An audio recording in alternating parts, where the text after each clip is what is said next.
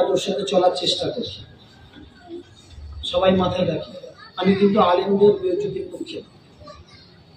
তিনি পাশে রয়েছেন, আমি আপনার কাছে অনুরোধ রেখেছি কথা বলবেন যে হুজুর আপনি যদি ওখানে থাকেন ভালো হয়, ইত্যাদি ইত্যাদি। উনি থাকতে চেয়েছিলেন, আমি কমিটির ভাইকে বললাম যে ইত্যাদি।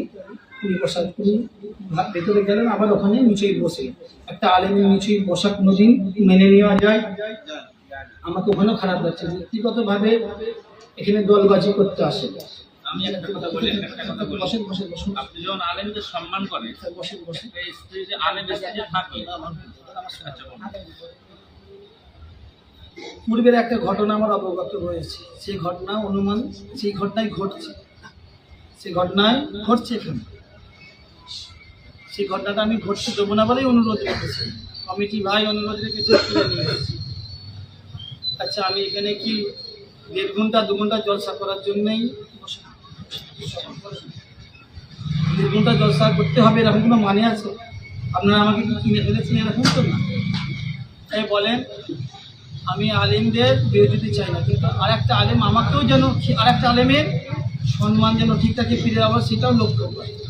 আমি একটু বলি, আপনার এখানে অসম্মান কিছু করা হয়, আমাকে একটু বলতে দেন। আপনি তো বললেন, বলেন। আমি এসে বসছি, সভাপতি হিসাবে আপনি যখন বলছেন আপনি আলেমকে সম্মান করেন, আমার প্রশ্ন হলো, আপনি যখন এসছেন আমি আপনার পাশে সভাপতি হিসেবে বসে আছি, তো আপনি আমাকে স্টেজে নেমে যেতে বলছেন কেন? আমার অপরাধটা কি? একটা আলেম স্টেজে থাকলে আপনি ওয়াজ করবেন, সেখানে আপনার সমস্যাটা কোথায়? আমি যখন আলেমদের সম্মান করেন, আপনি আমাকে স্টেজে নেমে যেতে বললেন। এক, দ্বিতীয়ত বললেন আমি শ্রোতা হিসেবে বসলাম, তাও আপনি বললেন আপনার সামনে বসবেন না, শ্রোতা হিসেবে বসবেন না, আপনি অফিসে গিয়ে বসবেন। তাহলে এটা কি সম্মানের নমুনা? আচ্ছা ঠিক আছে, বুঝে গেছি। আপনি এই উত্তরটা একটু দিন। উত্তর দেওয়ার জন্য আমি এখানে এসেছি।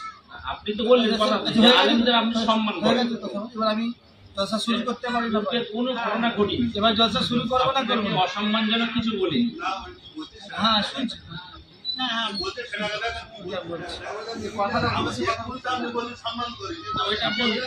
আপনি যখন আলেমদের সম্মান করেন বলছেন, কথাটা প্রশ্ন রেখেছে, আবার এখন বলছে এবার ওয়াজ শুরু করি কমিটি। আপনাকে অসম্মান করা হয়নি, কিছু বলা হয়নি, এই বিভেদ তো থাকবে কেন? যে একটা আলেম থাকলে আর একটা আলেম ওয়াজ করতে পারবে না? আপনাদের মধ্যে এই বিভেদটা কেন? আপনি কথাটা বলুন। যে কথা বলছিলাম, হুজুরকে যে অনুরোধ রেখেছিলাম, মিটে গিয়েছে। ব্যক্তিগতভাবে আপনাদের অনুরোধ রাখি, আমি জলসা করতে এসেছি। আপনাদের দুটো কথা, এখানে বাঘ বিতর্কি যেটা হয়েছে, এটা করতে আমি পূর্বেও প্রস্তুত ছিলাম না, প্রথমবার হয়েছে আমার জীবনে। তো যাই হোক, আচ্ছা শোনা বাকি সবাই কথা বললে ওখানে তো বলছে বলতে দেন। যদি হুজুর তখন শুনে নিতেন তাহলে এত কথা আসতো না, আমিও বলার জায়গা থাকতো না। ঠিক না? ঠিক আছে, আমি ভিডিওতে দেখেছি তাই দূরে থাকার চেষ্টা করি। এখন হুজুরের প্রশ্ন আলেমদেরকে কেন ইত্যাদি। আচ্ছা আচ্ছা আচ্ছা আচ্ছা আমি বলতে দেন, নাহলে আপনার যারা ভক্ত মরিদ আছে, অনুষ্ঠানে যারা শুনে তারা আমাকে ভুল পারবে যে আপনার সাথে আমি তর্ক করছি। আর আমার যারা আছে তারাও ভাববে যে আপনি আমার সাথে তর্ক করেছেন, খারাপ মেসেজ পৌঁছাবে।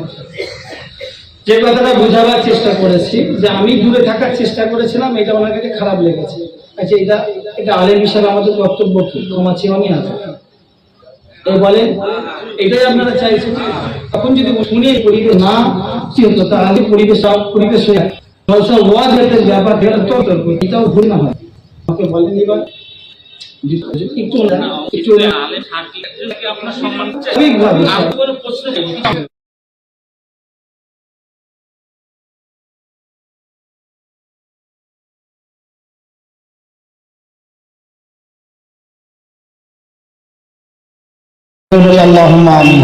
আল্লাহ আলেমে ভাতৃত্ব বাড়ি দান সকলে বলে আল্লাহুম্মা আমিন। আল্লাহ হুসাইনি ফুকার এই ঈদের উপকৃত আল্লাহ আলাদাভাবে পরিচয় করার তৌফিক দেন সকলে বলে আল্লাহুম্মা আমিন। কোরআন এবং সুন্নাহর আলোকে সবাইকে চলার তৌফিক দান করে সকলে আল্লাহুম্মা আমিন। আখির দাওয়ানা আলহামদুলিল্লাহি রাব্বিল আলামিন। আসসালামু আলাইকুম। খুশি চলুন।